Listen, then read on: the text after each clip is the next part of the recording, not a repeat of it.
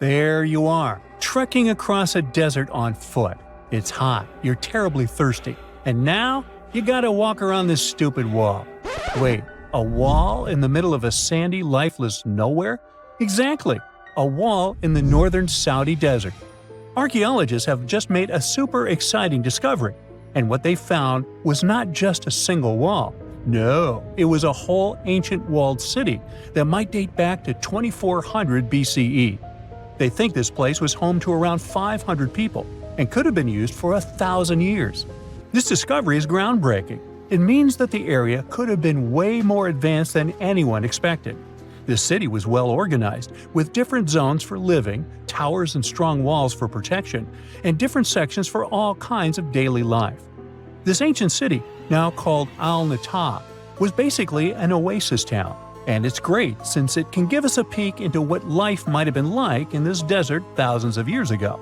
Apparently, they had clearly separated areas, like residential sections, a cemetery, farmland, and even a town center. This oasis city, found in the Khaybar area, is the first big organized settlement from the 2nd or 3rd millennium BCE that researchers have uncovered in northwestern Arabia. The first surveys show that this town, which covered about 6 acres, had several districts, including the residential area, the cemetery, and the legal one, with courts. The houses were set up in neat rows, all connected by small roads. Those streets kept the residential area separate from the rest of the town. Back then, most people in this region were nomadic herders, always moving around. But archaeologists have been sure that during the Bronze Age, northwest Arabia had small walled towns and oasis centers scattered across it. These connected oasis towns were unique, offering secure places for people to live, store goods, and trade. They started showing the beginnings of urban planning, which hints that people of that time were already starting to settle down and organize communities more seriously. The research team estimated that there were about 50 homes in Al-Natab, but that number could go up to 70 as they keep digging. They think that a few hundred people lived there, and probably one of the coolest things is that some houses went up to 3 stories tall. Built on a slope near a couple of major trade routes, this city was set up in a prime spot. Now, one of the most impressive things about this place is its water supply. The oasis had springs and aquifers, which are underground water sources, and such conditions were perfect for farming. Those water sources meant residents could grow their own food, making the town self-sufficient. The outer walls probably helped control who could enter the town and get access to its resources. This settled way of life was an impressive shift from nomadic living to a more agro-pastoral lifestyle, which means a mix of farming and herding animals. Another find that supports this theory is a bunch of tools like grinding stones, mortars, and pestles discovered inside the town. People there must have ground grains and prepared food. They had a diet of cereals, meat, and milk from animals they raised themselves. These astonishing findings show that the inhabitants of the town could easily feed themselves and were surprisingly advanced for that time. Thanks to better access to Saudi Arabia in the past couple of decades, archaeologists now have a much clearer picture of what life there was like thousands of years ago. The most exciting thing is that Al-Natab might have been part of a whole network of similar fortified oasis towns spread across the region, and all of these connected sites could show us how trade routes and small settlements worked together at that time in that arid area. Now, at the same time, this recent discovery isn't the only one that has the scientific world buzzing with excitement. How about we visit Egypt and see for ourselves? After all, archaeologists have just found a stash of ancient Egyptian and Greek treasure underwater. They were exploring the lost city of Thonis Heraklion off the coast of Egypt, which sank more than 1,000 years ago. This city was legendary, and nobody even knew where it was until it was rediscovered in 2000. Now they're uncovering more and more, and on this dive, they found a pile of gold and silver treasures. Those were probably used in rituals to bless Egyptian pharaohs when they took the throne. The researchers even found an ancient Greek temple dedicated to Aphrodite and some super old Greek weapons. Frank Gaudio, the lead archaeologist, said it was astonishing that those delicate objects had survived the disaster that brought the city down. Back in its prime, Thonis Heraklion was one of the biggest port cities in the Mediterranean. It was a huge center of social life and was the main entry point for ships from Greece coming into Egypt. But tragically, due to rising waters, earthquakes, and a catastrophic tidal wave, the soil underneath the city literally turned into mush, and then the entire city sank into the Mediterranean. It was forgotten until Gaudio's team found it in 2000. Since then, they've been uncovering new parts of the city and piecing together its history little by little. If a lost underwater city doesn't seem impressive enough, we can travel to the Amazon. The discovery made there is truly mind-boggling. For centuries, people have talked about lost cities deep in the Amazon, like El Dorado, that mythical city of gold that lured Spanish explorers into the jungle. A lot of them never came back. Then, in the 1900s, a British explorer named Percy Fawcett went searching for what he called the lost city of Z, and he too disappeared. But now, finally, scientists have actually found proof that those lost cities in the Amazon were real all along. A team of scientists use a tech called LiDAR, which basically allows you to see through thick jungle from above by bouncing light beams off the ground. They flew over the jungle in Bolivia in a helicopter about 650 feet up and mapped out those hidden ancient cities. What they found were ruins of a huge urban settlement built by the Kasarabi people who lived there from 500 to 1400 CE. And it wasn't just a couple of buildings here and there. No, the LiDAR maps revealed massive urban centers, pyramids, platforms, roads, canals, and causeways, all carefully laid out. Turns out the Amazon wasn't just an untouched jungle. It was once home to big, complex cities. A scientist from the German Archaeological Institute explained that Europeans had long ignored the possibility of ancient Amazonian cities, but the LiDAR maps showed they were wrong. The new maps have revealed 26 sites, including 11 that no one even knew existed. Researchers have discovered two main city sites, Landivar and Kotoka. They had massive moat causeways stretching out like spokes on a wheel, linking the main cities with smaller surrounding settlements. Some of the canals even connected the cities to rivers and a big lake, which allowed water to flow through the area. Over the years, scientists found scattered ruins all over this region, but the thick jungle made it nearly impossible to connect the dots and see if or how they were related. With LiDAR, the whole layout came to life, showing that those sites were part of a much larger, organized urban system. It's now also clear that the sites had a greater meaning, since everything is lined up in a way that could be symbolic of the spiritual beliefs of the inhabitants. The Kasarabi culture isn't as famous as the Maya, but they had a thriving society in an area that faced huge challenges, like yearly flooding. And although the nearby Andes had their own monumental sites, the Kasarabi were doing something absolutely unique. They even had reservoirs to store water, which suggests they might have been dealing with occasional droughts, which is pretty unusual for the Amazon. Actually, those terrible droughts could be why the Kasarabi eventually left their cities around 1400 CE. Okay, what if I tell you that the extraterrestrials we all imagine as little green men may actually look like very normal Earthlings and chill in Europe? This is the Iberian Peninsula, and people living there are under suspicion. Ooh. Here's the reason. Somehow, parts of the most important artifacts that the Iberian civilization called Treasure of Valena are made of metal that simply can't be found on Earth, because it's metal from a meteorite. Now let's tackle this step by step. This is the artifact itself, and it's composed of 59 different objects. Bowls, bottles, and bracelets. Is there a pattern there with all those bees? In total, the find weighs around 20 pounds, of which 18 pounds are 23.5 karat gold. Now, if you're not a metal specialist, I'll clarify it for you right away. For comparison, 23 karat gold is 95.8% pure gold, so 23.5 karat is even purer. The remaining percentage goes to other metals to help add strength and durability to the precious alloy. There was also silver, iron, and amber in that set. The artifact could have been pretty straightforward. But for these two, let's call them imposters. Look at this wrought iron bracelet and this hollow hemisphere. Can you see that? Those rusty lines on the hemisphere and the overall weird color of the bracelet do stand out, since everything else is made of purest gold. This all started back in 1963, when a researcher noticed a dark leaden metal among the shiny bowls and bottles. The metal was shiny in some areas and covered with a ferrous-looking oxide that was mostly cracked. Now, just so you understand, gold does not usually act this way. Gold is one of the least reactive of all metals, so it won't even tarnish, let alone rust.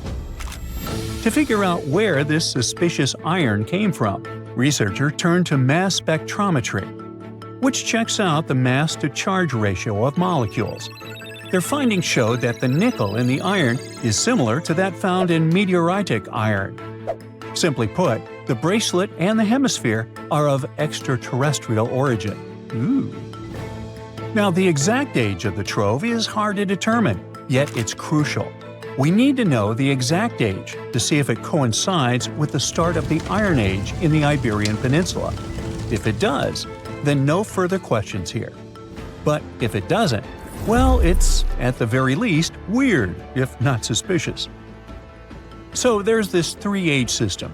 It comprises the Stone Age, then the Bronze Age, and then the Iron Age. The Stone Age is of no importance here, so let's compare the Bronze and the Iron Ages. The Bronze Age began when it was realized that combining copper and tin produced a material that was more durable than either metal alone. This era was all about major upgrades in tools and weapons, but two standout inventions were writing systems and the wheel. Then came the Iron Age. This time was all about slowly bringing iron into everyday life. Iron was way easier to shape into cool designs than bronze. Now, this was a big deal because iron, especially transformed into steel, provided significant improvements in all aspects of life. Tools became lighter, cheaper, and stronger compared to their bronze equivalents. You get it? Good. So, researchers have long debated whether the treasure dates back to the post-Argaric era or the latter part of the Bronze Age. The most recent study claims that those artifacts were created in 1400 to 1200 BCE, and something really doesn't add up. First off, the Iron Age began around 500 years after these artifacts were crafted. Plus, ancient craftsmen couldn't know back then how to work with metals that landed on Earth approximately 1 million years ago. And while the dates are really hard to explain, there is a logical explanation for the craftsmanship. The theory here is that those metal workers simply had access to the fallen meteorite, and thus, they could study it well and discover its properties before using it for decorative purposes. They could have figured it out through trial and error, and once they knew exactly how to work with this extraterrestrial metal, they proceeded to adorn the artifacts with it. Plus, there were the Phoenicians, who contributed to their craftsmanship. Now, it's true that the Iberian people have been processing metal and making pottery long before the Phoenicians settled on the peninsula. But the arrival of new metalworking techniques and the introduction of the potter's wheel enabled them to produce better quality goods much faster than before. So, we figured out the extraterrestrial origins of the Iberian artifacts. But guess what? This area is still under suspicion. The reason for that is the language they spoke. You see, for most modern languages people use today, there will always be some proto-language. Say for Italian, Spanish, and French, it's Latin, hence their similarities. But wait, Iberian was largely spoken where modern Spain is, so why isn't Spanish similar to it? Well, the truth is, no language today is similar to the Iberian. Maybe only the Basque language, but it's because of some similarities found in their numerical systems. Basque is classified as a language isolate, or simply unrelated to any other known languages, and the only language isolate in Europe. The Iberian language is unclassified.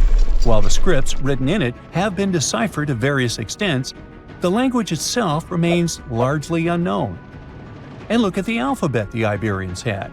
Looks like it doesn't really belong to our planet. But hold up. this one might be a bit of a stretch. When the Phoenicians came to the peninsula, they brought along their alphabet to the Iberians. But honestly, the Iberians probably weren't keen on just copying someone else's writing system, so they tweaked it until it looked completely different. Let's just say they took some inspiration and ran with it. While linguists can guess to some extent how most characters sounded, actually translating the language is still completely impossible. The Iberian language was non-Indo-European and faded away over 2,000 years ago. And there aren't any similar languages left to help us out. Super frustrating, right? Yeah. We got over 2,000 Iberian inscriptions from tombs, coins, potteries, lead plates, and even cave wall carvings.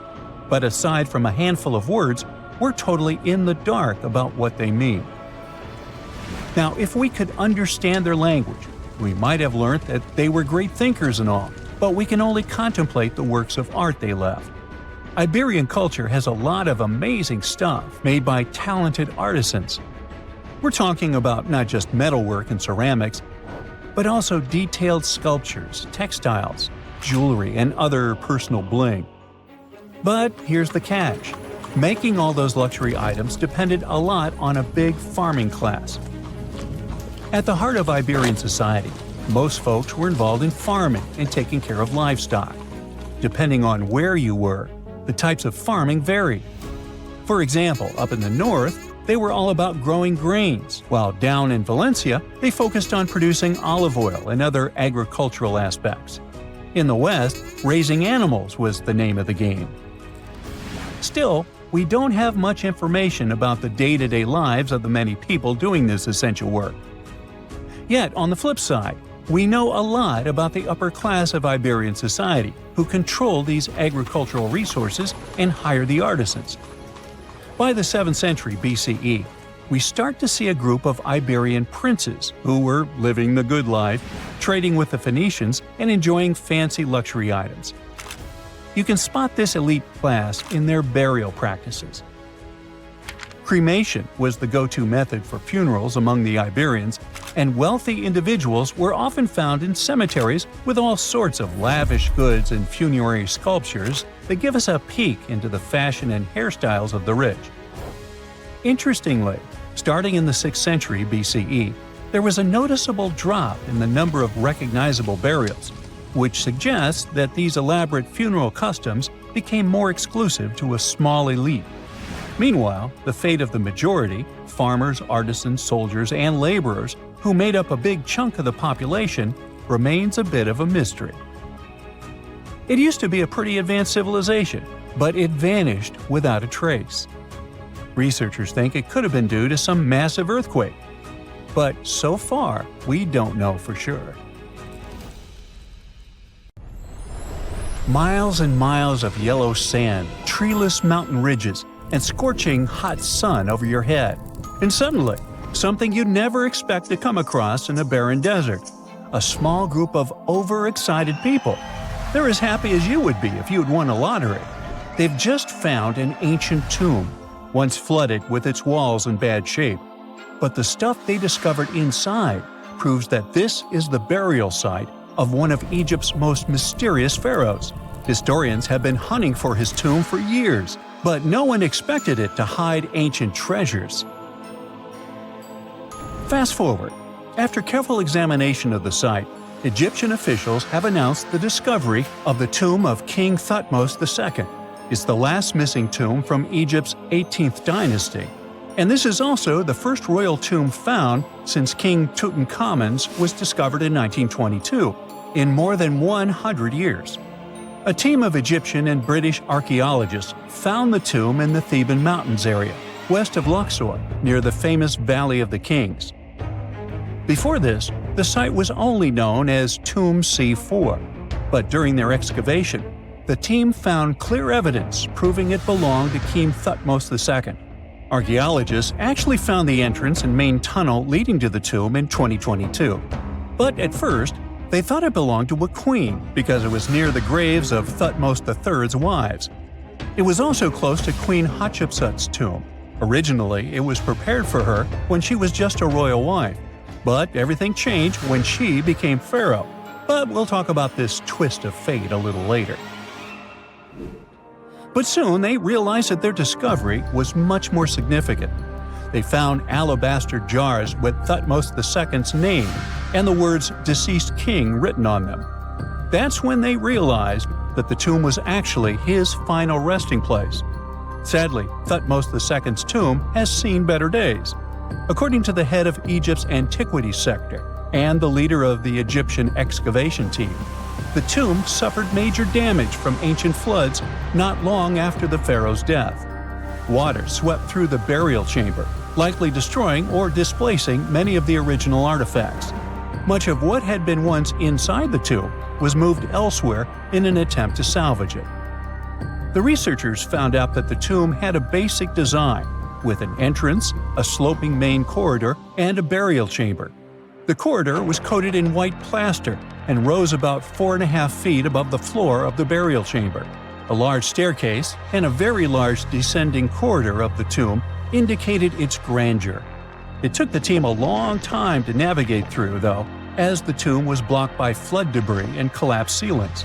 Only after crawling through a 32-foot passageway with a small 16-inch gap at the top, the worst nightmare for those of us with claustrophobia, were they able to reach the burial chamber. There, they were in for another surprise. They cleared the debris, expecting to find the crushed remains of a burial beneath. But the tomb turned out to be completely empty, and it was not due to robbery. It had been deliberately emptied. The researchers soon realized that the tomb had been flooded since it had been built underneath a waterfall. It happened just a few years after the king's burial, so the contents of the tomb were moved to another location. That's why there was a second corridor in the tomb. It was most likely made to help remove King Thutmose II's body from his flooded tomb. Despite the damage, the excavation team made some really exciting discoveries. They found traces of mortar decorated with blue inscriptions, yellow stars, and fragments from the Book of Amduat, one of the most significant funerary texts in ancient Egypt. The book was meant to guide the deceased through the underworld, ensuring a safe journey to the afterlife. Now, how about we sneak a peek at ancient Egypt's 18th dynasty? It was all about conquering lands, expanding the empire, and building jaw-dropping monuments. Some of the biggest names from that era, Thutmose I and Thutmose III, both legendary warrior kings who left their mark in history. Thutmose I was a fierce fighter who led major military campaigns, pushing Egypt's border further south than ever before, all the way to the fourth cataract of the Nile. His victories gave Egypt access to new trade routes, stronger political ties, and more wealth. His conquests were so significant that they were recorded in the tombs of his top officials. Thutmose III, sometimes called Thutmose the Great, took things even further. He was not only an incredible military strategist, but also the commander of Pharaoh Hatshepsut's armies before becoming king himself. He led between 17 and 20 military campaigns, winning every single one and expanding Egypt's empire to its peak. He even created the world's first navy. Thutmose III is often remembered as Egypt's greatest warrior pharaoh. And sandwiched between these two powerhouses was Thutmose II, a pharaoh who doesn't get nearly as much attention. Hey, the middle child, right? His reign lasted only about 5 years before he passed away at around age 30 in 1479 BCE. He is kind of a mystery. No one really knows what he accomplished. For the longest time, even the location of his burial site was totally unknown. His body was actually found in the 19th century. It was just lying around in the mortuary temple of Deir el-Bahari, in a secret chamber where priests used to hide royal mummies centuries after their original tombs were looted by grave robbers. In other words, Thutmose II's body must have been moved from his original resting place at some point in history to protect it. During his lifetime, Thutmose II made at least one major impact on Egyptian history. He married his half-sister, Hatshepsut. That might not sound like a big deal, but it helped her become Egypt's greatest female pharaoh after he passed. The catch? She kept her stepson, Thutmose III, off the throne for decades. When he finally took power, he erased her name from history out of spite. And still, Hatshepsut is one of Egypt's greatest pharaohs, no matter if you're talking about a man or a woman. She brought a lot of wealth and art to Egypt. She led a big trading trip to a place called Punt, where she brought back things like gold, ebony, and incense. She also made sure her name lasted by building amazing structures that we can still see today. At Karnak, she added huge obelisks. One of them is still standing tall. She also was the one to build the Temple of Dir al-Bahre with its countless columns. She was buried there. Interestingly, Hatshepsut was often shown in art as a man with muscles and a beard, like how pharaohs were usually depicted. But she made sure there was always something in the artwork that reminded people she was a woman, like calling herself Daughter of Re or His Majesty herself. When she passed away in 1458 BCE, Egypt wouldn't have a female ruler as powerful as her until Cleopatra, about 1400 years later. According to Egypt's Supreme Council of Antiquities Secretary General, isn't that a mouthful? Hatshepsut's name actually appears in Thutmose II's tomb, meaning she might have even handled his burial. As for their final resting places, well, Hatshepsut was buried in the Valley of the Kings, and Thutmose II's mummy is now in the National Museum of Egyptian Civilization, alongside other ancient Egyptian rulers. It gives visitors a rare chance to see the remains of a nearly forgotten pharaoh. Now, experts consider the discovery of his tomb to be one of the most significant in recent years. The artifacts found there add important details to our understanding of the history of the region and Thutmose II's rule. And even though the tomb's design is fairly simple and follows the same architectural style preferred by later Egyptian rulers, its historical importance is undeniable. In any case, the mission isn't over yet. Archaeologists are now focusing on solving another mystery. Where did the rest of the tomb's contents end up? The team is determined to continue their search. Who knows what other secrets they will uncover that have remained hidden beneath the sands for thousands of years. Ooh, from giant spiders to venomous snakes, we all get freaked out by Australian creatures. Yeah, me too. But newly discovered fossils show that things were way more dangerous 120 million years ago, when this land was completely ruled by massive razor-clawed megaraptors. Yeah, I'm glad I wasn't around then.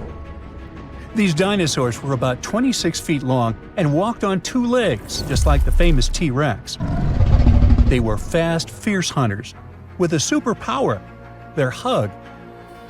Yep, their massive, muscular forearms had huge curved claws, perfect for grabbing and holding onto prey. Uh-oh. They would wrap their arms around their poor victims, just like a hug, and trap them with no chance of escape. And even though their teeth were quite small, they were still sharp enough to rip through flesh. The first time we heard about megaraptors was in the late 90s, when a paleontologist discovered their fossils in the region of Patagonia, Argentina. Since then, no one has ever found a complete skeleton, only fragments. But probably the most important one yet was uncovered in Australia at the beginning of this year. Researchers were exploring Victoria's stunning coastline when they stumbled upon megaraptor fossils. First, they spotted bones from its lower legs and a few vertebrae washed up on the beach. Even though they were working with just a couple of fragments, a deeper analysis confirmed that these belonged to a megaraptor. And not just any megaraptor, it was the oldest one ever discovered. This discovery gets even more exciting because it adds weight to the theory that these dinosaurs might have originated in Australia. But we already knew that they roamed the land down under since early 2023, when researchers found the top of a megaraptor skull in the country. So let's rewind a bit. We first found their remains in Argentina, right? Right. But then, years later, researchers found fossils of the same family of dinosaurs on the other side of the world, in Australia. If the ones in Oceania were older, how did these creatures end up in South America? Of course, they didn't fly there. They didn't cross continents by swimming either, although there is a theory that they could swim. Remember, we're talking about the dinosaur era, which happened millions of years ago. And back then, Australia and Argentina were actually pretty close. Basically, they were one. Both lands were part of the supercontinent known as Gondwana, and they were connected through Antarctica. Wait, but wasn't this path freezing? I mean, yeah, these dinos had to pass through Antarctica to get to their destination, but they weren't freezing their tails off. This all happened during the mid-Cretaceous period, when the weather was super warm. Back then, the poles were covered in plants, not ice. So let's just say they took full advantage of the good weather to make the crossing. Now, about 180 million years ago, Gondwana started to break apart. At some point, Australia drifted away from the supercontinent, cutting it off from other landmasses, including South America. That's why the same dinosaurs showed up in completely different parts of the world. Mystery solved. Now, let's get back to that recent discovery. The researchers didn't just find a few traces of megaraptors on the beach.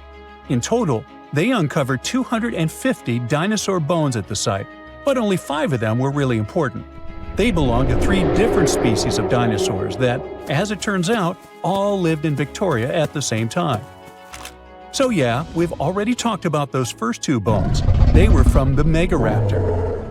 Next, we have a shin bone from a Onenlagiine. That's my best shot at pronouncing it.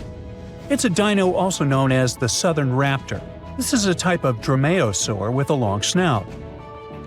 And the last 2 shin bones of different sizes came from a Carcharodontosaurus, whose name means shark-toothed lizard. This one is a particularly big deal for 2 reasons. Number 1, it's the first evidence that this species lived in Australia. And number 2, it was small, and that is pretty surprising since we've always thought of this species as being massive. Fossils found in Argentina, for example, show this dinosaur reached a length of about 36 feet. But the one in Australia was much smaller, measuring only around 6 to 10 feet long. And that's still plenty big. Basically, what we're saying is that the way predators were ranked in these 2 parts of the world was completely different. In South America, Carcharodontosaurs grew to massive T-Rex-sized giants, towering over megaraptors and dominating the landscape. But in Australia, it was the complete opposite. There, huge, powerful megaraptorids roamed the land alongside smaller Carcharodontosaurs. So the predator dynamic was different.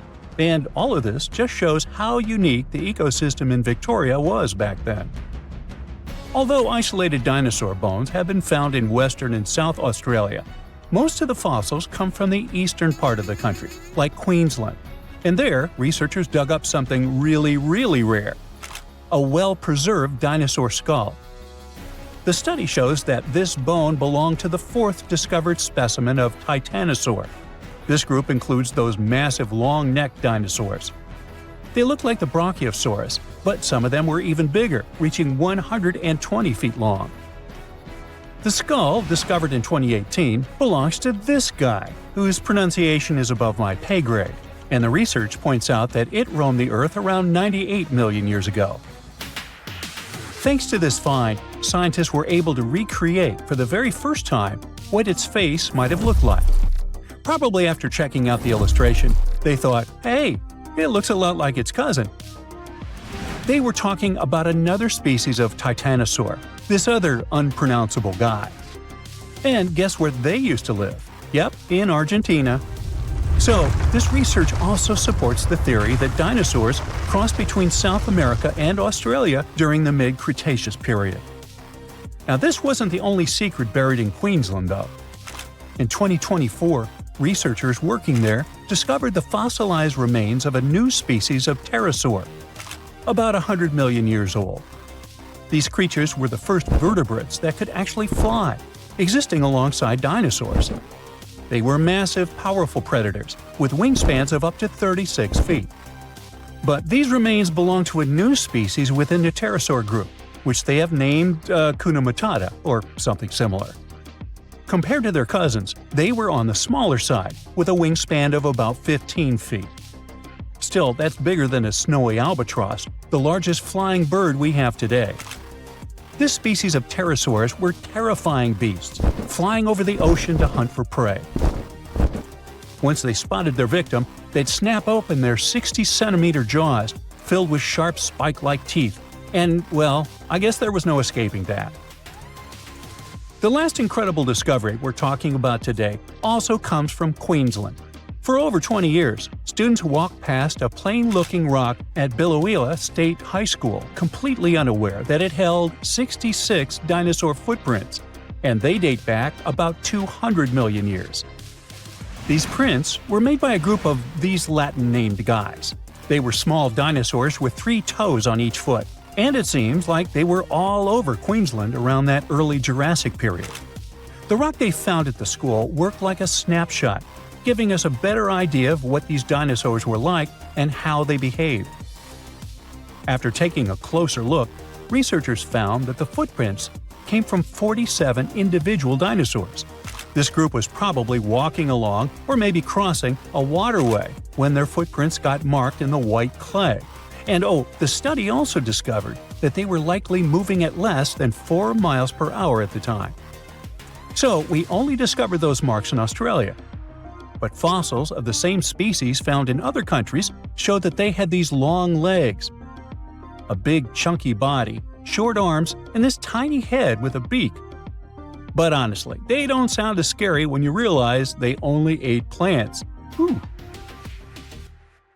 No man shall ever find my tomb. That's what, according to rumors, Cleopatra once said.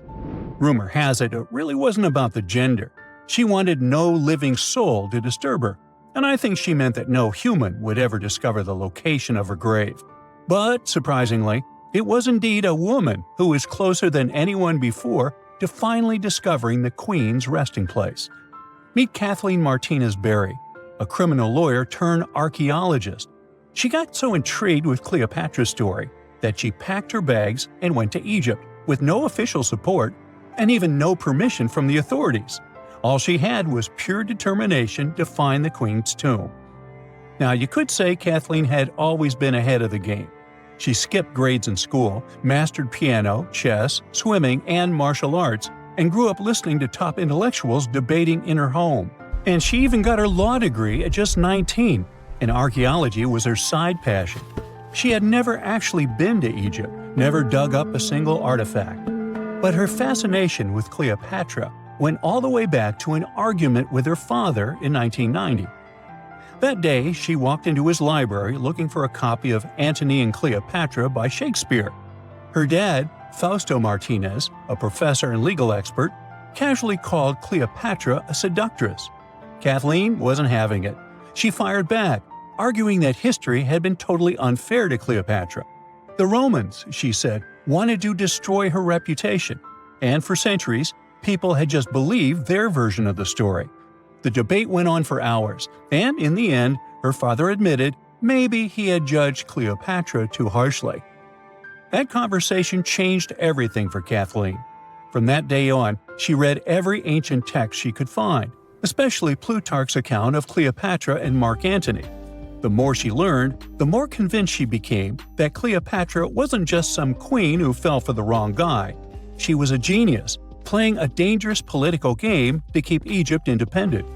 And the more she read, the more she started thinking, what if everyone had been looking for Cleopatra's tomb in the wrong place? That thought stuck with her.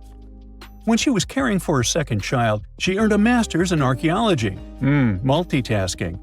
That reignited an obsession that would take over her life, uncovering the truth about Cleopatra. Even though most experts believe that Cleopatra's tomb, along with the final resting place of 13 other Ptolemaic rulers, lies somewhere beneath modern-day Alexandria, Dr. Martinez has a different idea. She believes Cleopatra was buried at Taposiris Magna, an ancient temple dedicated to Osiris, the Egyptian deity of the afterlife. But she still needed an ancient foundation plate.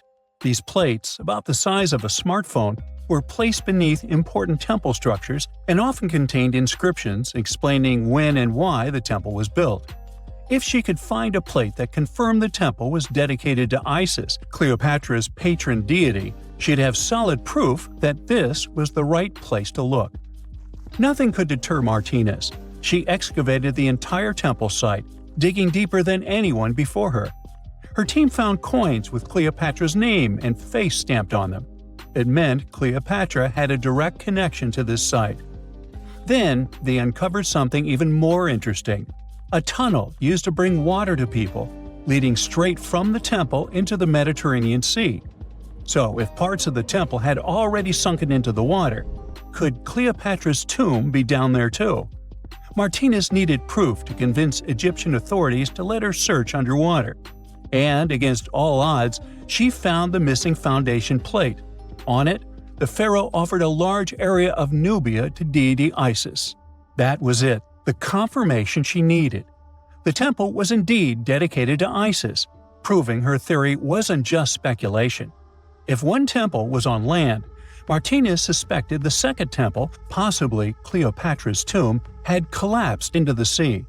She needed help from experts in underwater archaeology, so she reached out to Robert Ballard, the guy who discovered the Titanic.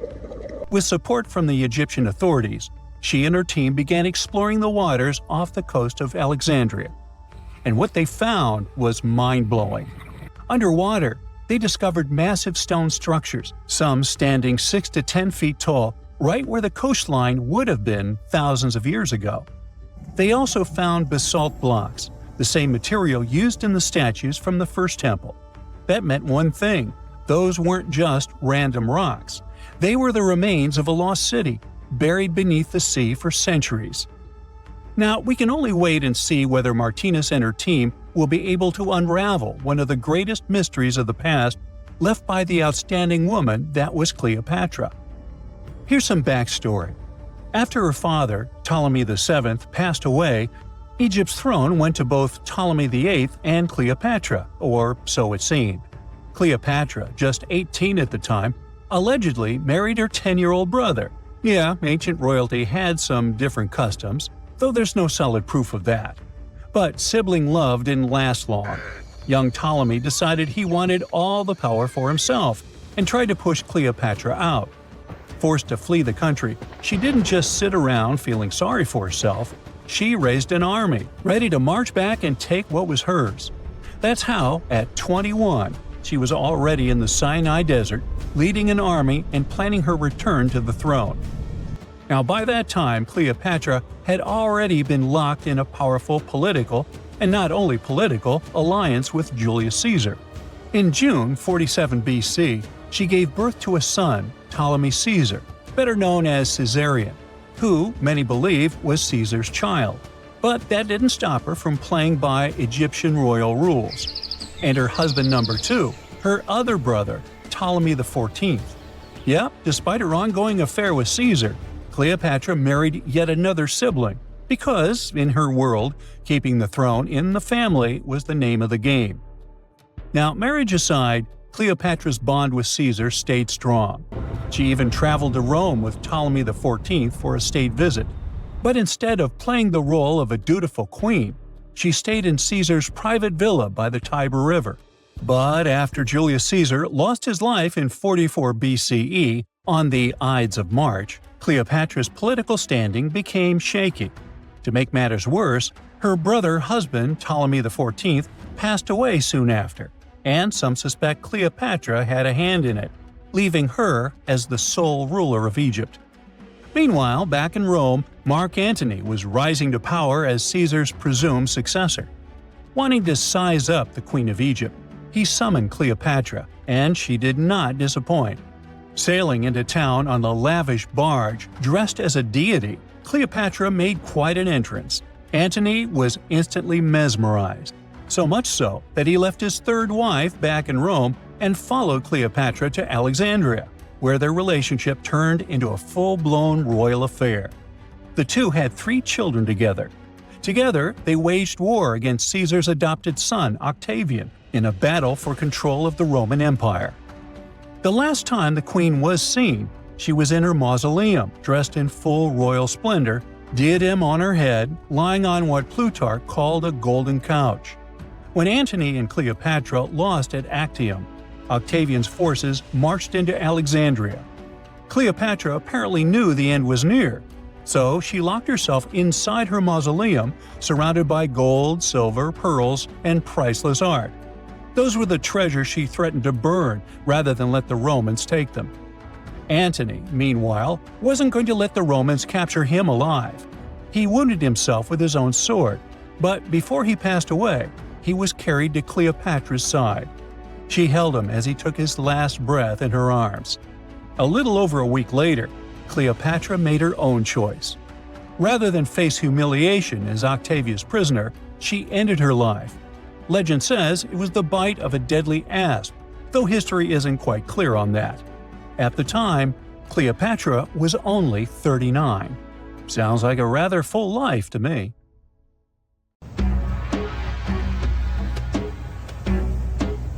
This is not a dune set. This is a very real desert in Niger. Jado was probably built by the nomadic Sao people and is filled with ksars, which are fortified houses made of salt and clay, with giant walls and secret passages. Located deep in the desert, it was once a vital stop for trans-Saharan caravans, but is now a hotspot for smugglers and bandits. The site has been off-limits since 2002 due to its dangers. The origin of the ksars remain a mystery. No archaeological studies have been conducted, leaving many questions unanswered. Even today, shifting sands reveal and conceal parts of these ancient ruins, fueling local speculation about what might still be hidden beneath the desert. Speaking of connective tunnels, scientists were blown away by the discovery of lava tubes in Saudi Arabia. These underground passages form when molten lava cools down. Researchers believe that ancient nomadic groups may have utilized these tunnels to survive the super harsh desert climates. While excavating the tunnels, archaeologists uncovered artifacts, rock art, and skeletal remains. The art and animal bones show that the people who used the tunnels were probably sheep and goat herders. They're still piecing together whether these groups lived in the tunnels for extended periods or just used them as temporary shelters. The Great Pyramid of Giza has been standing for thousands of years, but it's still hiding secrets. Using special scanning technology, scientists found two hidden structures under an ancient burial ground.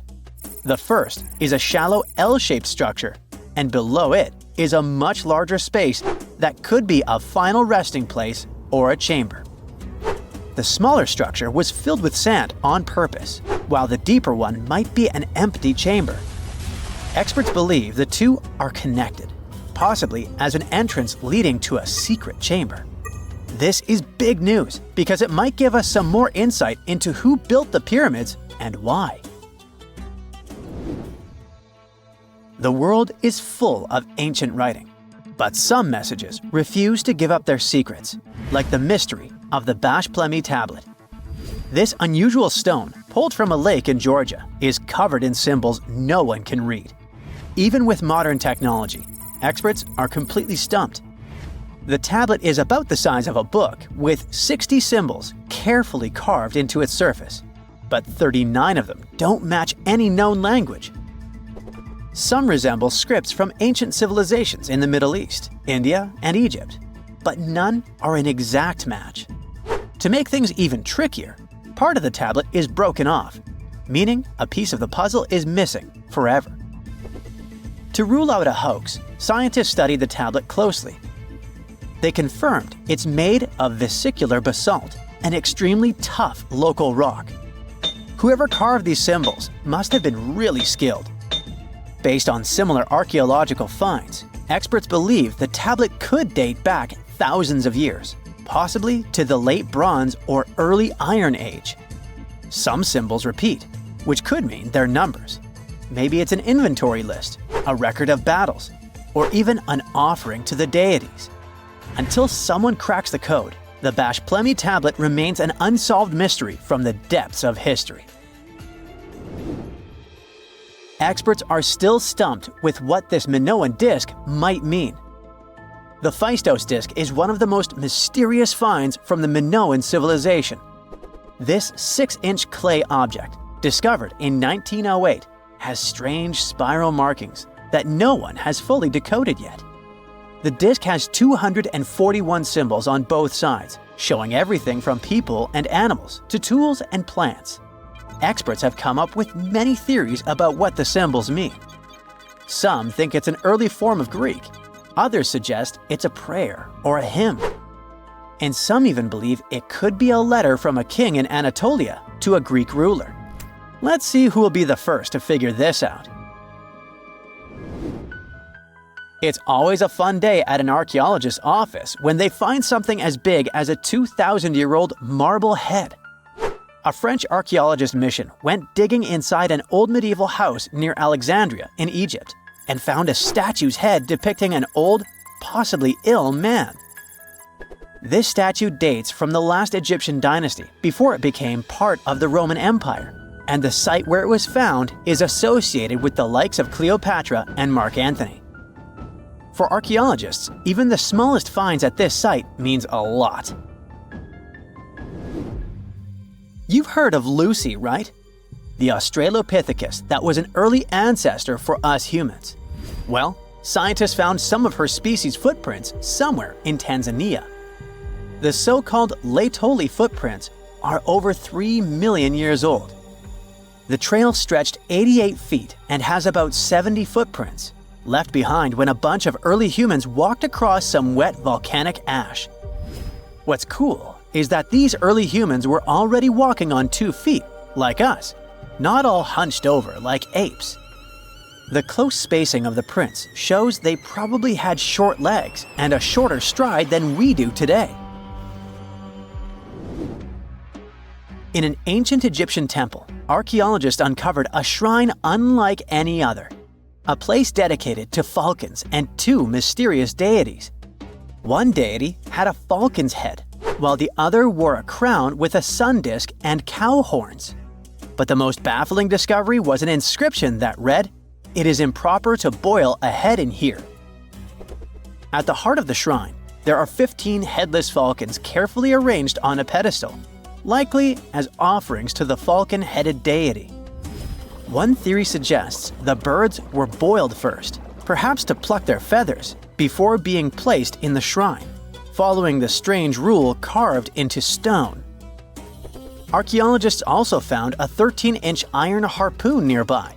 Its true purpose remains unknown, although the shrine also held remains of fish, mammals, and bird eggs, suggesting that the rituals may have included feasting. And speaking of ancient Egypt, meet Hathor. Scientists named her after the ancient Egyptian deity of motherhood, music, and singing. This wooden statue, housed at the Metropolitan Museum of Art, was thought to be just a beautiful artifact, until a surprising secret was uncovered. Using an X-ray machine, experts found a mechanical operating system inside it, with pulleys and axles connecting her shoulder to her left leg. When activated, the system made her hand raise and lower, an engineering marvel from over 3,000 years ago. The statue was created during Egypt's Middle Kingdom, around 1800 BCE, and is often compared to 19th century automata due to its advanced design. It's believed the statue was used in religious ceremonies, symbolizing Hathor's role in dance and music. An unexpected discovery happened in northern Kuwait, where a Kuwaiti-Polish team uncovered a mysterious 7,500-year-old statue. The statue features an elongated skull, no mouth, narrow eyes, and a flattened nose. This feature is thought to be an Ophidian figurine, named after the Greek word for snake, and it was likely made by the Ubaid culture, a civilization known for their pottery skills. While no one knows exactly what role this weird statue played, it might have been linked to rituals or symbolic practices. Some scientists think these figurines, found in homes or final resting places, were tied to important cultural beliefs. We couldn't mention unresolved mysteries of this world without speaking about these elongated skulls. In the deserts of Peru, researchers uncovered 5 ancient skeletons, 2 with unnaturally elongated skulls. While head shaping was common in many cultures, these skulls defy explanation. Local legends tell tales of the so-called gentiles, a mysterious race banished underground by the powerful deities. Some say this is what the skulls represent. Others think this is some type of genetic anomaly. which was confirmed after finding an infant's skull, too large to be artificially shaped.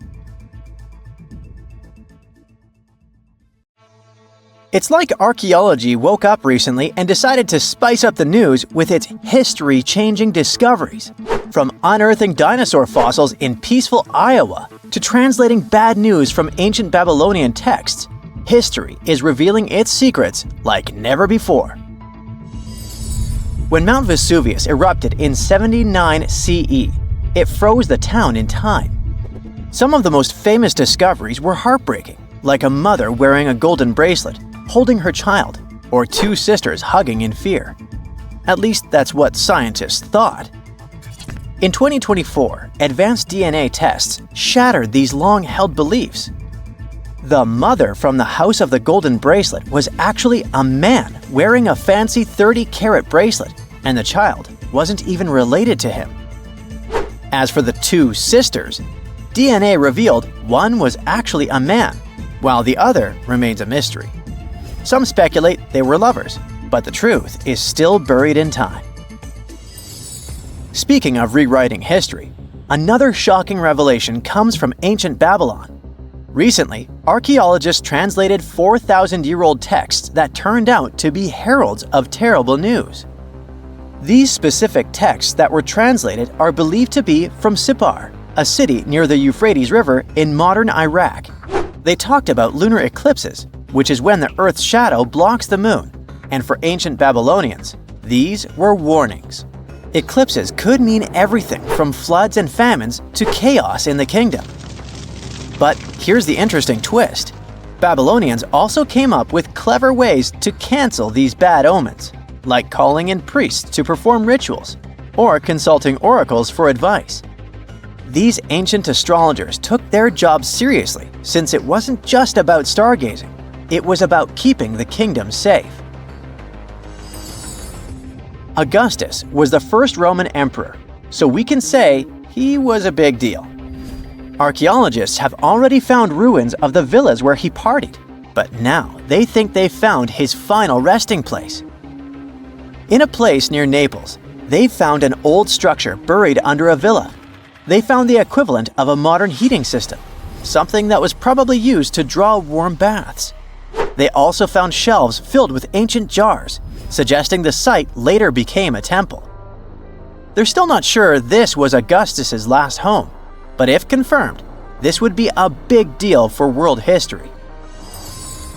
While ancient Rome is surprising us, the famous Nazca lines in Peru are also revealing hidden details. These massive geoglyphs, created thousands of years ago, have only been partially studied until now. Scientists trained artificial intelligence to help them scan 243 miles of terrain. With AI's help, they identified over 300 new motifs, including llamas, stick figure people, and strange heads. The algorithm, originally developed to decode charred scrolls from Mount Vesuvius, has doubled the number of known glyphs. The past is getting a serious digital upgrade. Meanwhile, in Bulgaria, archaeologists made a surprising discovery in a place few would expect: a sewer. In 2024, researchers unearthed a nearly intact 6.8-foot-tall marble statue of Hermes, the Greek god of travelers and trade, hidden beneath layers of soil. Experts believe it was placed there for safekeeping after an earthquake in 383 CE damaged the city's infrastructure. At that time, paganism was declining and Christianity was rising as the Roman Empire's official religion. Many pagan idols were being destroyed, but it seems some locals secretly preserved their deities by hiding them underground. Searching the bottom of the River Thames is probably worse than looking under your bed. The riverbed collects all kinds of discarded treasures, including a legendary typeface. In the early 1900s, two men created the Dove's typeface for printing books, but after a bitter falling out, one of them threw every single metal letter into the river. A century later, in 2014, a designer trying to revive the typeface began searching for the lost letters. In just 20 minutes, he started finding them. With the help of divers, more were uncovered, and today, some of the lost letters are on display in a museum. Not much goes on in Iowa, which is why finding a huge 13,000-year-old mastodon skeleton made headlines. In 2022, a researcher received a photo of a massive femur believed to belong to a prehistoric animal. It took 2 years to secure funding for excavation, but in 2024, archaeologists finally dug in. After 12 days of work, they uncovered a well-preserved mastodon skull, the first ever found in a Midwestern state. This discovery would make Indiana Jones jealous, especially since it happened in Petra, the ancient Jordanian city featured in one of the movies. Archaeologists uncovered a 2,000-year-old chamber beneath Petra's treasury, containing at least 12 skeletons along with iron and bronze artifacts. The chamber, built by the Nabateans, sheds new light on their afterlife practices, which remain largely mysterious. One of the most intriguing finds was a ceramic chalice clutched by one of the skeletons. Back in Peru, archaeologists made a groundbreaking discovery that turned Peruvian history upside down: a female ruler. At the 1,600-year-old site of Pañamarca, scientists uncovered a throne room decorated with colorful murals. These murals depict women spinning and weaving, men carrying a crown, and even a crowned woman speaking to a birdman. The discovery suggests that Moche women weren't just spiritual leaders, but rather had real political power too. Tiny houses are mainly a modern thing, but archaeologists think they found one in ancient Pompeii. Unlike traditional Roman homes, which had grand atriums for entertaining guests, this house had none. But what it lacked in size, it made up for in artistry. Inside, scientists found a painted altar decorated with birds of prey, sparrows, snakes, and plants. The altar held ceremonial items like a lamp and an incense burner, still holding traces of fragrant herbs. In 2021, researchers scanning the Baltic Sea found a massive stone wall hidden beneath the waves. The Blinker Wall, stretching over 1.5 miles, could be Europe's oldest man-made structure. Sitting 68 feet below the surface, it's built from around 1,400 small stones placed between 300 giant boulders, some weighing up to 142 tons. Dating back over 10,000 years, the Blinker Wall predates Stonehenge and France's Karnak stones, meaning it was likely built when the area was dry land. Scientists believe it may have been a reindeer hunting tool, guiding animals into a lake where hunters could strike. Oh, and then there's the granite slab that was found in Egypt's Abydos area. At first, it was thought to belong to 2 important people from ancient Egypt, but a recent discovery showed it was actually part of the sarcophagus of Pharaoh Ramses II, one of the most famous Egyptian rulers. A researcher found a special engraving on the slab that had Ramses II's name on it. Ramses ruled Egypt a long time ago, and after he died, his tomb was looted, so his body and belongings were moved around a few times. This new discovery shows that after Ramses' tomb was robbed, some of his things were used again. The finding also teaches us that ancient Egyptian tombs were often looted, and the things in them were reused. Recently, something unexpected happened during a dig in Norton Disney, back in England. While searching for ancient coins and brooches, a volunteer from the Norton Disney History and Archaeology group stumbled upon a mysterious Roman dodecahedron. This small hollow object, made of copper alloy with 12 pentagonal sides, was buried for 1,700 years, but was surprisingly well preserved. Though over 30 of these strange objects have been found in the UK, no one knows for sure what they were used for. Some think they might have been measuring tools or calendars, while others believe they were used for rituals.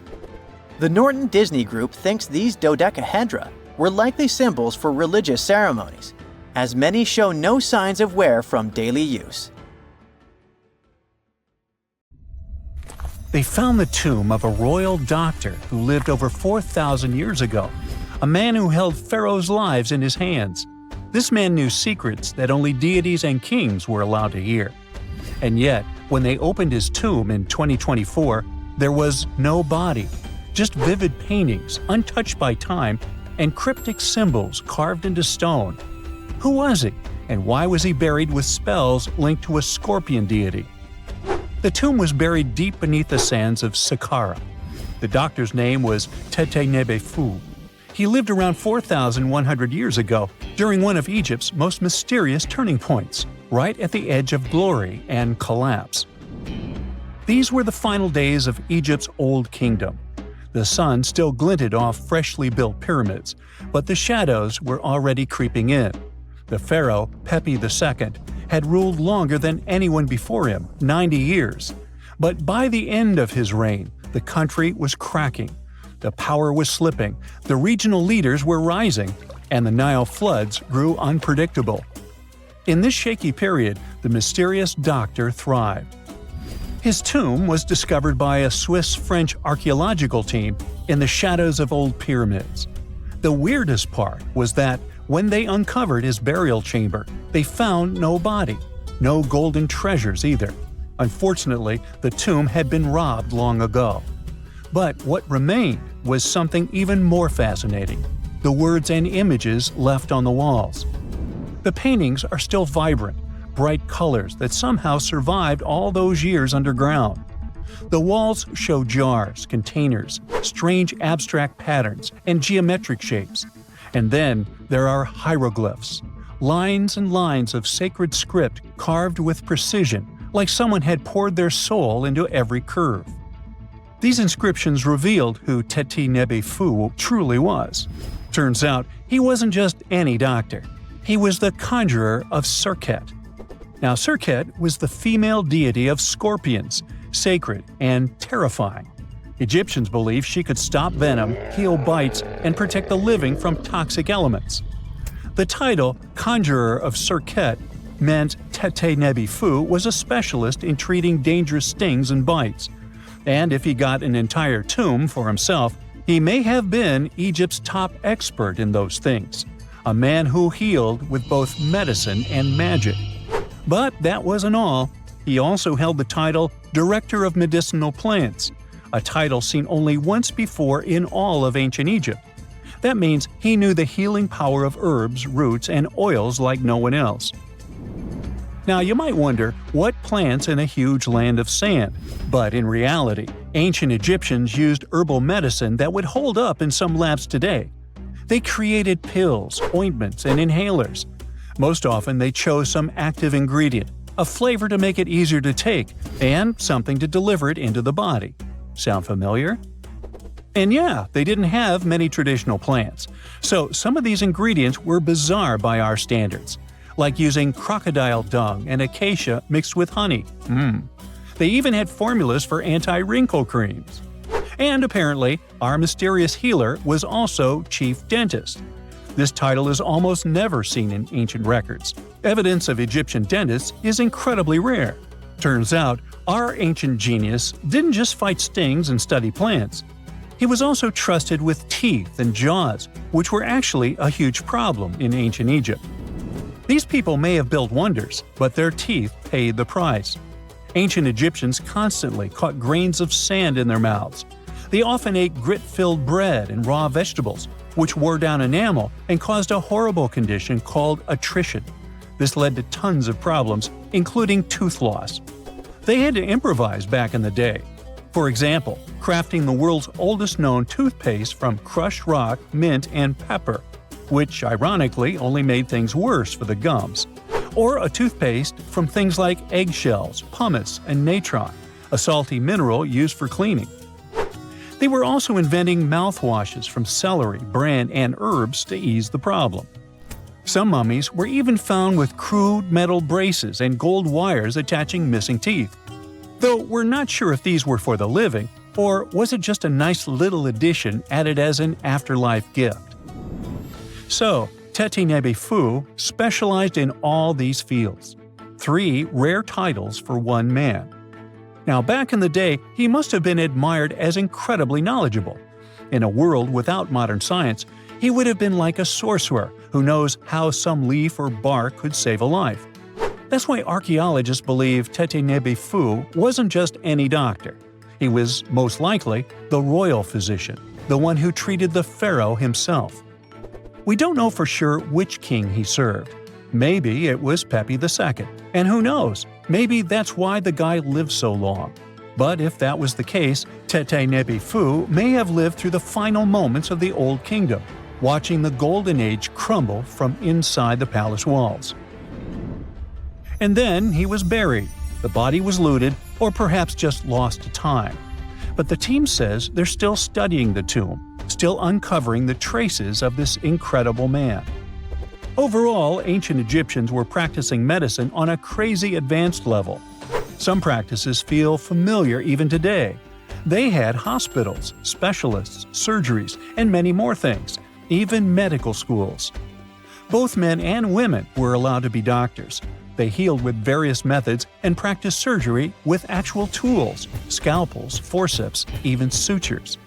Some doctors treated only the eyes, others the teeth, the stomach, or even what they called the hidden diseases. They knew how to clean and dress wounds, could set broken bones using splints made of wood or reeds wrapped in linen, and even prevented infections. There were even proctologists. They also built the first prosthetics, like a wooden toe with leather straps that help people walk normally again. The oldest known prosthetic is 3,000 years old. Now, the most shocking part is how they actually even tried to remove tumors. A recent study looked at a 4,000 years old skull. It belonged to a man in his 30s. There were signs of past tumors, and around 3 of them, there were marks, surgical cuts made with a metal tool. That suggests someone attempted to remove or study them, maybe treatment, maybe an autopsy. There was another skull of a woman over 50 years old. It also showed similar signs, but with healed fractures from an earlier injury, which is amazing because her treatment might have actually been successful. Being a healer in this society meant something powerful. It meant being a priest, a scientist, and a magician all at once.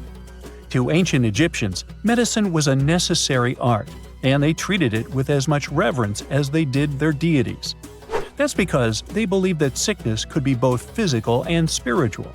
So a doctor could recite a spell while applying a salve, and a lot of their treatments worked. The reputation of doctors in ancient Egypt was so strong that leaders from other parts of the ancient world, like Persia, actually sought them out. Even Homer, the Greek poet, once said the Egyptians were the most skilled healers of all. Of course, their understanding of the human body wasn't perfect. For example, they thought the heart controlled thought and emotion. They also didn't know what the brain really did. But their approach, observe symptoms, diagnose, and treat, well, that's modern medicine. Sure, they prayed over the wound, but they also healed it, didn't they? Their most famous physician was Imhotep. That guy was a true polymath, an architect, priest, and a healer who became so revered he was later worshipped as a deity of medicine. Yep, a human who was so cool they turned him into a deity. He lived 2,000 years before Hippocrates, the so-called father of medicine. And yet, some people joke we should drop the Hippocratic Oath altogether and swear an Imhotepic Oath instead. These people weren't just laying the foundations of pyramids, they were laying the foundations of healthcare. You're heading to Spain with a team of archaeologists to try to find some ancient artifacts. You get lucky and uncover one of the greatest treasures of the Iberian Bronze Age. Iberian refers to the Bronze Age culture of Portugal and Spain. So you find and unearth coins, jewelry, vases, vessels, and 2 pretty strange items. One is something like a part of a scepter, and the other resembles a bracelet. And you know what's strange about them? They're connected with space. In 1963, several miles away from the city of Vienna, Spain, scientists discovered the treasure of Vienna, one of the most significant gold hoards from the Bronze Age. Interestingly, are there bronze treasures from the Golden Age? Never mind. All the gold found dates back to sometime between 1500 and 1200 BCE, except for that scepter and bracelet.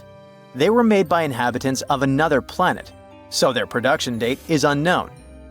Okay, that's a joke. However, a small part of this joke is true.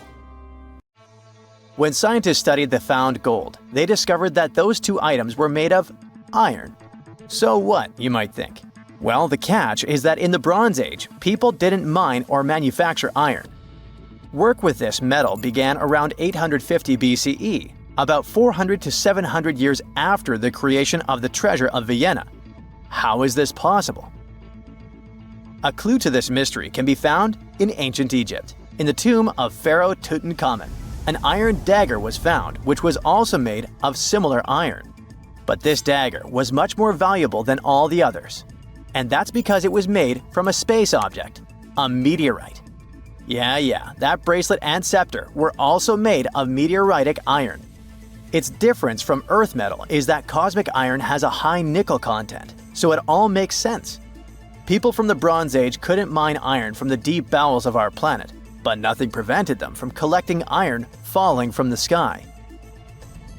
Just imagine how cool it is to have jewelry or a dagger made of material that has traveled millions of years through the vast expanses of space.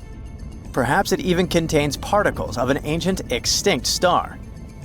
Today, these two artifacts from the treasure of Vienna are the oldest recorded items in the Iberian Peninsula made of meteoritic iron.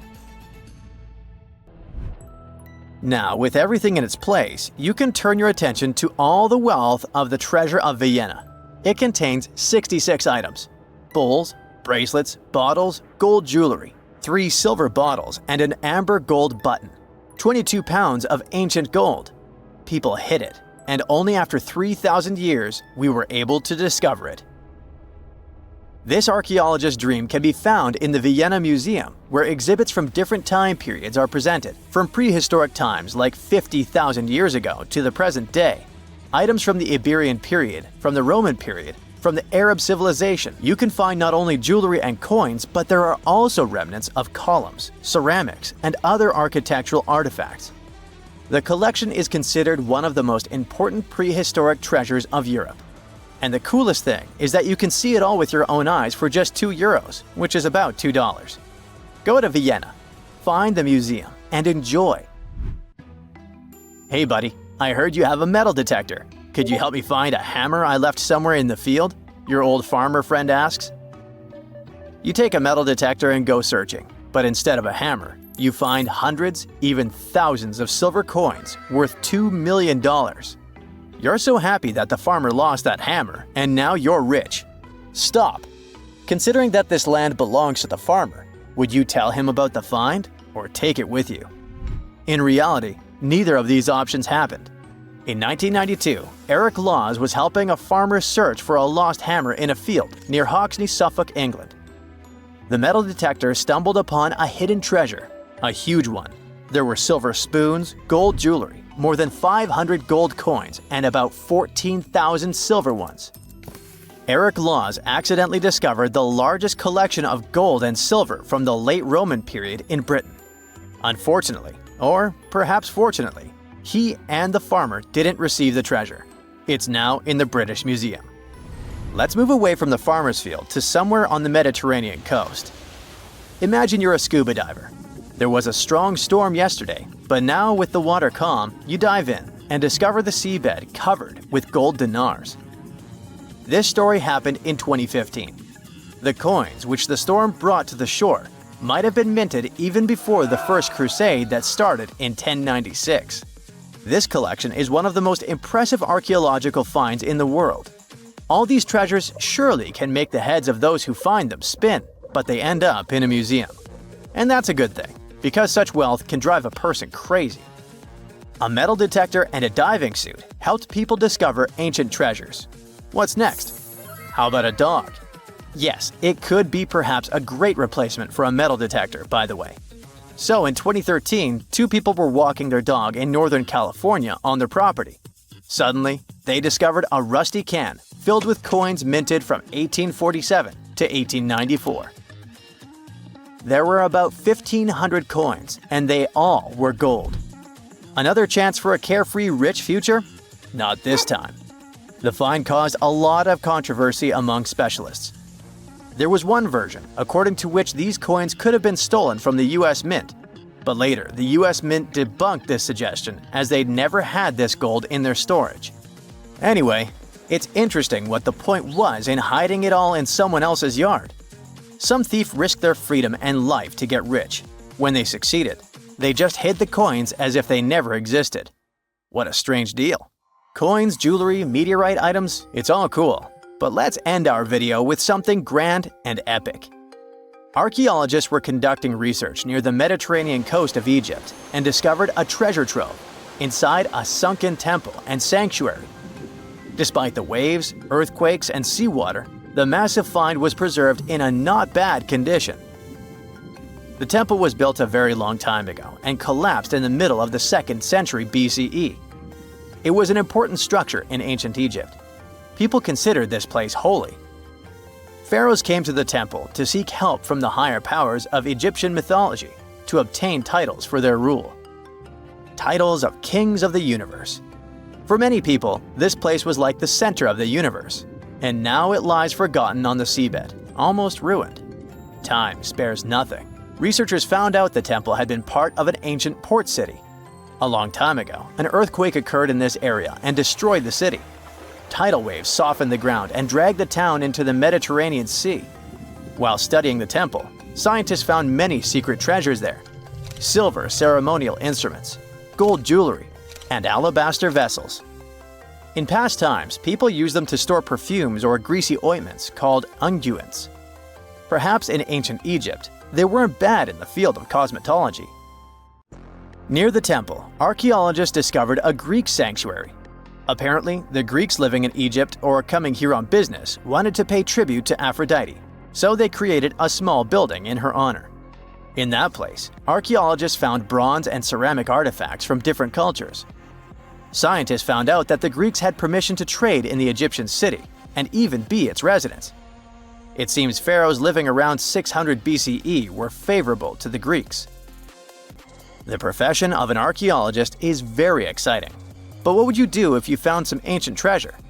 Before answering this question, find out what law applies to such finds in your country.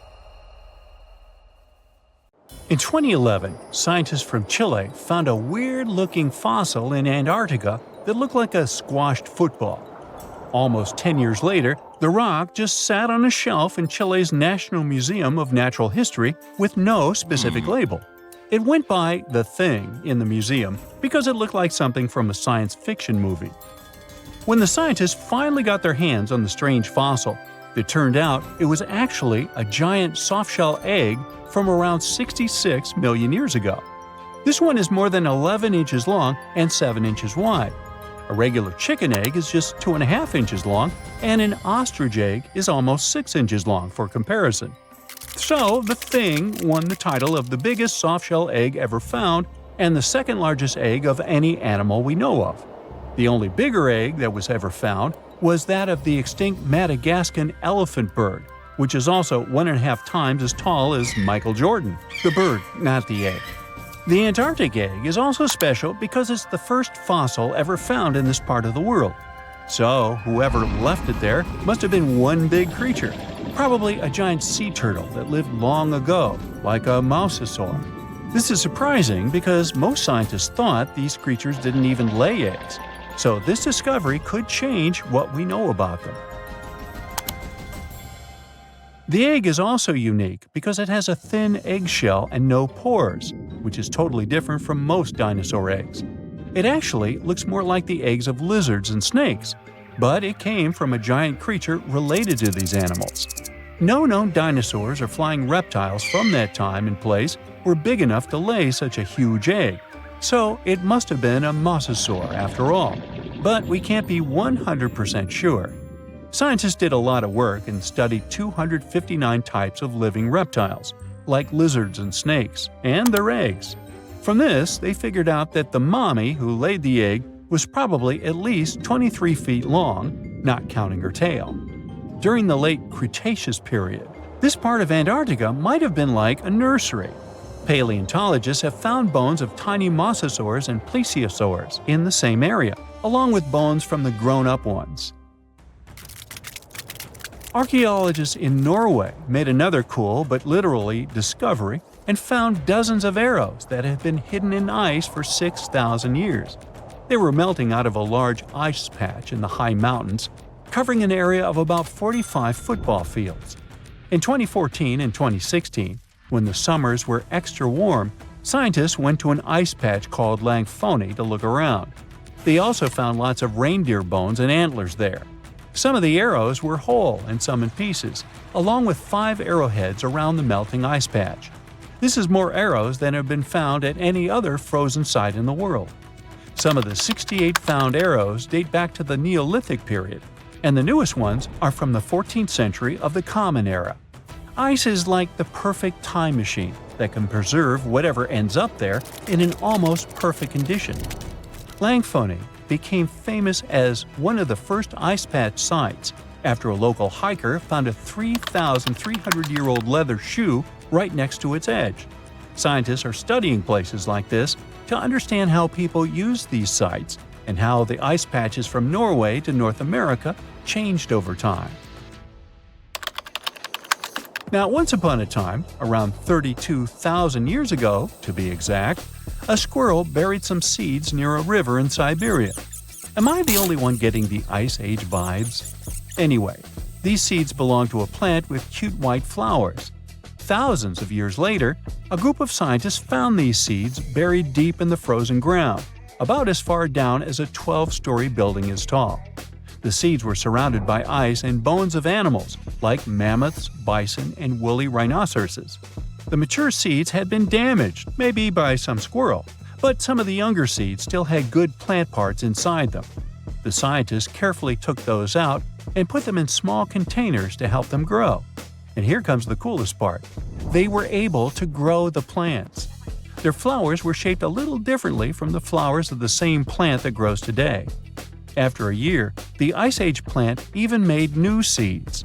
Based on this, the scientists suggested that permafrost could be a depository for an ancient gene pool, and we could find extinct species there and bring them back to life. Scientists on an icebreaker in Antarctica were looking for whales, but found something way more unusual. The camera behind the ship, which is as heavy as a car, detected 16 million icefish nests on the floor of the Weddell Sea. The nests were located about every 10 inches in all directions and covered an area of 93 square miles, which is slightly bigger than the whole of Washington, D.C. The colony even had a distinct border, which was a line in the sand. The scientists were in the area because they were studying a special spot in the ocean where the water was a little warmer than the water around it.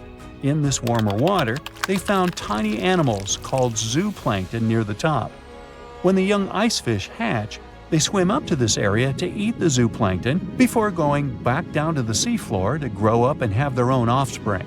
Since there was so much food, it made sense to see icefish in this warm water.